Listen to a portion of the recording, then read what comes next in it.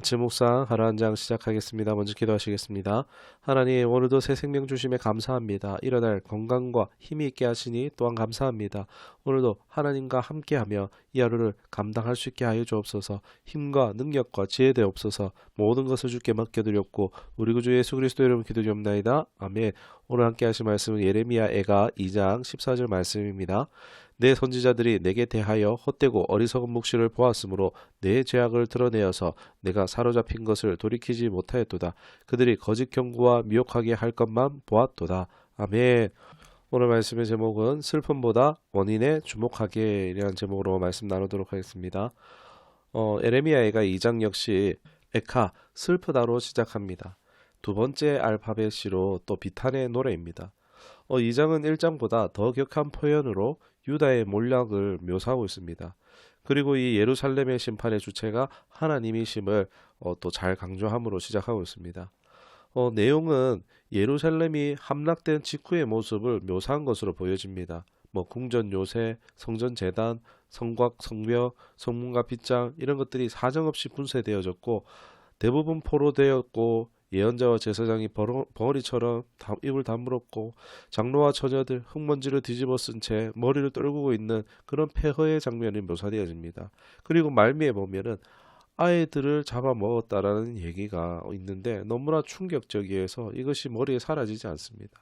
너무나 가혹하고 비참한 모습입니다. 앞서 1장에서는 고난의 원인보다는 나타나는 현상에 슬퍼하는 장면이 주되었다면 2장은 고난이 주는 의미가 무엇인지에 대해서 성찰해야 함을 말해준다고 할 수 있습니다.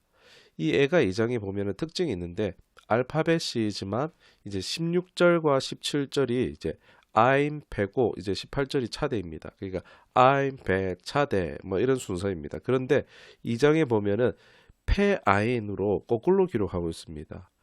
아이는 눈이고 패는 입으로 이렇게 해석할 수 있습니다. 그러니까 C는요 일부러 이제 16절과 17절을 알파벳 순서를 꼬아둔 것입니다. 의도적으로. 이것이 말하는 것이 무엇이냐? 이제 I는 눈이라 그랬죠. 눈으로 보고 말해야 입으로 말해야 합니다. 그러나 눈으로 보지도 않고 먼저 말부터 한 것을 말합니다. 즉 알파벳 C의 순서를 꼬아둔 것은 이 비참한 상황의 원인이 어디 있는가를 너무나 비통하고 슬픔 가운데 있음을 토로하고 있지만 직접적으로 이렇다라고 표현한 것은 아니지만 히브리어의 문학적 기법을 통해서 이 원인이 무엇일까에 대해서 사실을 고하고 있다라고 볼 수 있는 것입니다. 예레미야가 2장은 에카, 이 충격적인 슬픔을 표현하고 있지만 그 참상을 전달하는 것에 그치는 것이 아니라 이 시를 접하는 이들로 하여금 17절과 17절이 왜 바뀌어 있지? 라는 의문을 가지게 하며 결국 이 시를 읽는 자로 하여금 손쉽게 이 참상의 원인에 도달하게 만들고 있다는 것입니다. 예레미야 애가는 굉장히 예술적으로나 문학적으로 가치가 높은 책이라 하는 것은 바로 이런 데서 기인할 수 있습니다. 9절에 선지자들은 묵시를 받지 못하고 입을 다물고 있다라고 하고 있습니다. 여러분 이들은 이런 폐허가 오기 전에 평화가 있을 거라고 외쳤던 자들입니다. 하나님의 말씀을 받지도 않고 자기 생각을 그냥 자기 입에 있는 말들을 내뱉었던 사람들입니다. 예레미야의 예언은 결국 맞았고 그들은 결국 틀린 것입니다. 여기에 대해서 입을 열 수가 없는 것이죠. 핑계라고 한다면 뭔가 이제 운이 없어서 그렇게 됐다라고 밖에 말할 수 없는 것입니다. 여러분 근데 세상에 운은 재수가 좋아서 나빠서 이런 것이 없죠. 오직 하나님의 섭리만 있다는 것입니다. 심판이 행해진 상황에서 감히 운이 나빠서 그렇다는 식의 이야기를 꺼낼 수 있는 자가 누가 있겠습니까? 더 하나님께 얻어맞고 싶지 않다면 입을 다무는 것입니다. 14절에 유다 사람들은 예레미야의 경고를 무시하고 거짓 경고와 미혹할 것만 보았다라고 합니다. 애가 2장에서 말하고 있는 예루살렘 멸망의 비참한 참상의 원인이 바로 이것이라 할 수 있습니다. 거짓 예언자들의 책임이 크다. 이들의 특징이 무엇입니까? 죄에 대해서 지적하지 않았습니다. 그저 복에 대해서, 평강에 대해서 말하기를 좋아했고 사람들의 대중의 그런 인기 끌기를, 관심 받기를 좋아했던 사람들입니다. 그러니까 회개 심판보다는 평강 선포하기를 더 좋아하고 죄의 문제, 욕심의 문제, 탐심의 문제를 해결하지 않고 이제 뭐 복을 얘기했지만 사실 이런 문제를 해결하지 않고는 복이 있을 수가 없죠. 이러한 문제를 해결하지 않고 평강이 있을 수가 없는 것입니다.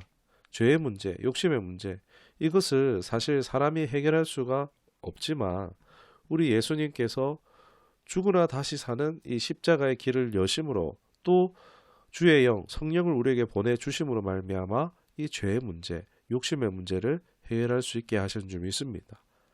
그러나 예수님의 십자가에 자신의 옛사람을 미워하며 못 박지 아니한다면 성령의 역사로 예수님을 사랑하는 것이 되지 않는다면 우리는 어떤 상태에 있겠습니까? 여전히 회개하는 상태에 머물러 있을 수 있다는 것입니다. 그저 종교심에 취해서 자기의 방식대로 잘하면 괜찮고 복을 받을 거라고 생각하는 것은 여기 망한 유다 사람들과 별반 다를 바 없는 생각이라는 것입니다. 십자가, 성령, 사랑 이런 것이 없는 거짓 복음에 속지 말아야 합니다. 나 스스로 내가 하고 있는 뭔가로 종교심에 속지 않아야 합니다. 오늘날 많은 종류의 메시지들이 판을 치고 있습니다. 참 분별력이 필요한 시대입니다. 그 분별력의 핵심이 무엇이겠습니까? 바로 하나님의 말씀입니다. 17절에 보면은 여호와께서 이미 정하신 일을 행하시고 옛날에 명령하신 말씀을 다 이루셨으며 신명기에 기록된 말씀들이죠. 하나님의 말씀대로 행하신다. 그저 말씀을 지식으로 아는 것, 뭐 그것도 중요하겠지만 그 말씀에 담긴 하나님의 의도, 하나님의 진심을 아는 것이 우리에게 필요한 줄 믿습니다. 우리가 매일 주의 말씀으로 채워서 이 혼란한 시대를 돌파하는 믿음의 사람들이 되어지길 간절히 소망합니다. 그리고 예수님 안에서 성령 안에서 죄를 미워하고 참된 복된 신앙이 되시기를 주님의 이름으로 축원합니다. 기도하겠습니다. 하나님, 자녀를 잡아먹는 이 곰핍과 파괴적인 상황이 참으로 충격적으로 다가옵니다. 그러나 아픔과 슬픔이 온 데에는 우연이 아니라 하나님의 섭림을 믿습니다.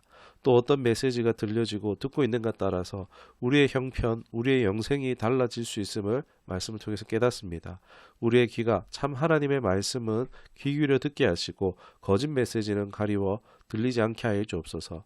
죄인된 나를 구원하는 예수님을 더욱 붙들고 살아가는 우리 모두가 되기를 원하고 우리 구주 예수 그리스도 이름으로 기도드리옵나이다. 아멘.